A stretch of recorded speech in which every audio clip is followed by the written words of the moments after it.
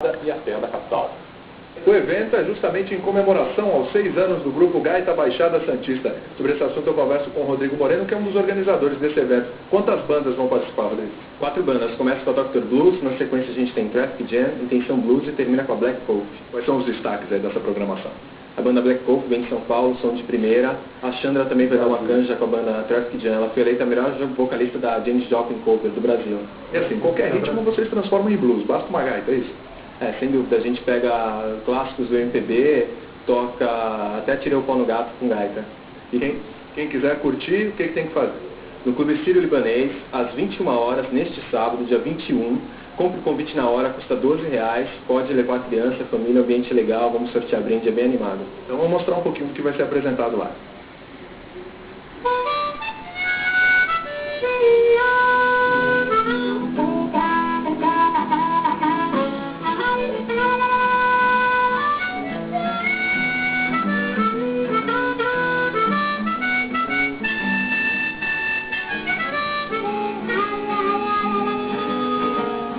Voltamos ao estúdio.